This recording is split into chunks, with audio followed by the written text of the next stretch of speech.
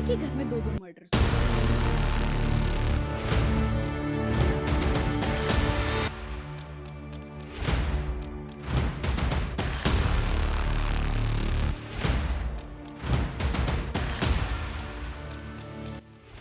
India की crime history में कुछ ऐसे केसेस भी हैं जो सालों बाद भी लोगों को डिस्टर्ब करते हैं।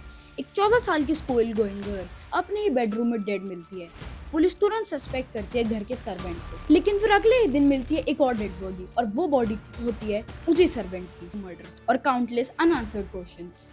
यह कहानी है आरुषि तलवार और हेमराज बंजाड़े की, और इस मिस्टीरियस डबल मर्डर केस को जाना जाता है नोएडा डबल मर्डर केस के नाम से। 2008 में हुआ ये क्राइम आज भी इंडिया की सबसे कंफ्यूजिंग और डिबेटेड क्राइम स्टोरीज में से एक है। स्टोरी शुरू होती है नोएडा के जलवायु विहार अपार्टमेंट से।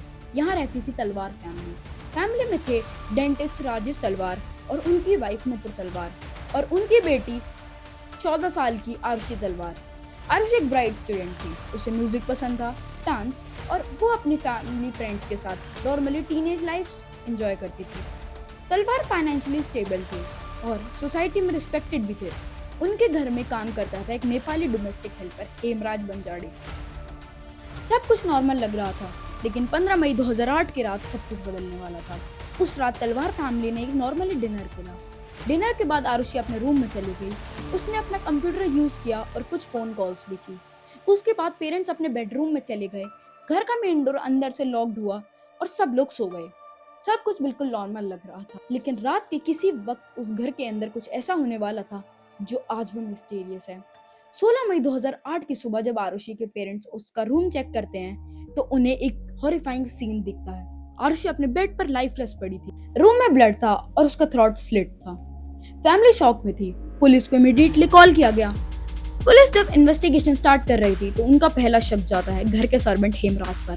लेकिन प्रॉब्लम ये थी कि हेमराज घर में कहीं भी नहीं मिला, इसलिए पुलिस को लगा कि हेमराज आरुषि को मारकर भाग गया है। लेकिन नेक्स्ट डे एक और शॉकिंग ट्विस्ट आया। जब पुलिस ने अपार्टमेंट के टेरेस का डोर खोला तो वहां एक और डेड बॉडी मिली, और वो डेड बॉडी थी हेमराज की। अब केस कंप्लीटली उलट चुका था। अब सवाल था कि घर के अगर हेमराज विक्टिम है तो किलर कौन है। ये डबल मर्डर मिस्ट्री और भी कॉम्प्लिकेटेड बन गई। इस केस की इन्वेस्टिगेशन शुरू से ही कंट्रोवर्शियल रही। क्राइम सीन प्रॉपरली सिक्योर नहीं किया गया। बहुत सारे लोग घर के अंदर आ गए। इसी वजह से इंपॉर्टेंट एविडेंस डिस्ट्रॉय हो गया। मीडिया ने केस को और भी सेंसेशनल बना दिया। न्यूज चैनल्स पर हर दिन नए थ्योरीज डिस्कस होने लगी। इन्वेस्टिगेशन इवेंचुअली ट्रांसफर हो गई सेंट्रल ब्यूरो ऑफ इन्वेस्टिगेशन को। सीबीआई की अलग अलग टीम्स ने इन्वेस्टिगेशन की और उन्होंने डिफरेंट थ्योरी प्रपोज की। कुछ इन्वेस्टिगेटर्स का कहना था कि किलर कोई आउटसाइडर हो सकता है जो घर में घुस गया।